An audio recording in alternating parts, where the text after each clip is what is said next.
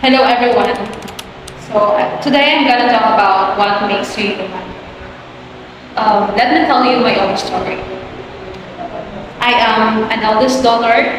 I am a sister and a friend. I am also a parent and a student. I am a human who holds a lot of responsibilities in my hands. But being me who experiences cruel past is not easy, especially if those experiences turn me into someone who really wants to correct those mistakes that I've done and to be perfect and valid for the second time around. I know someone out there still have their doubts about me and still maybe they were talking about my life and waiting for me to make another mistake. And having those thoughts made me obsessed of perfections. Perfections like I want to be a perfect daughter that my family could be proud of. I want to be a good model for my sisters and friends. I want to be a perfect parent. I want to perform perfectly at school. But then I realized that I cannot be perfect at all times. And it's so tiring and laborious. And I realized that I fail at some aspects, even though I'm living my best. So out of misery, I locked myself in my room one day to experience peace, to unhear the voices of criticisms and judgments, and to shut down those noises. I stayed there for a couple of hours just to realize that it doesn't make sense. Only to realize that escaping doesn't make me human. So let's go back to how humans exist. Where did we came from? What are the traits that are expected of us that makes us more human?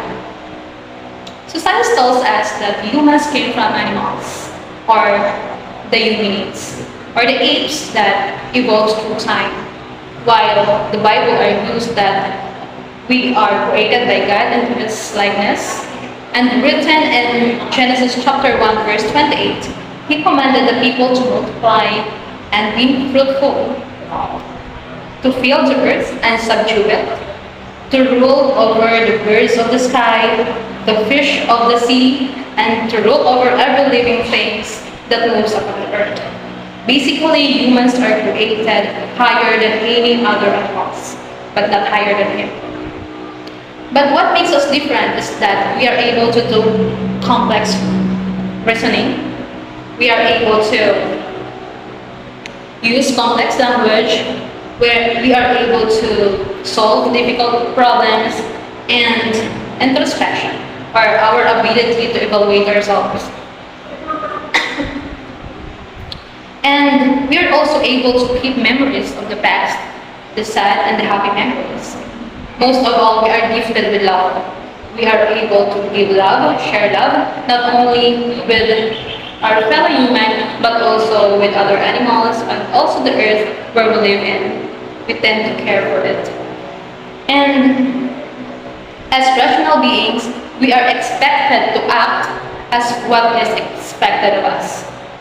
So pains, problems, and chaos are all parts of being a human. Suffering is integral, and we also have benefits for it, or for having sufferings, like cultivation of wisdom and compassion. We became more accepting of suffering. And if we truly accept that grief and sorrow is inevitable, we suffer less. We grow reminded of hardship's paradox, which is burden and a blessing. We tend to realize that we are able to do things that we never expect that we can do. And we realize that we are not defined by our circumstances, but by how we respond to it. And that's what life is. We sometimes cry on some better reasons and we laugh about it the next minute. We are all bipolar individuals trying to act normal for our same needs.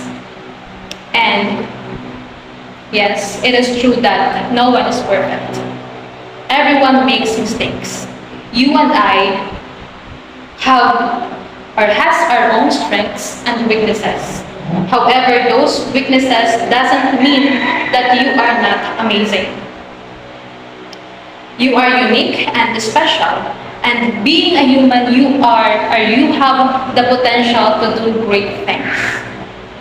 So do not let anyone blur your way and do not let anyone tell you you are not good enough because as long as you are doing your part, you are more than enough.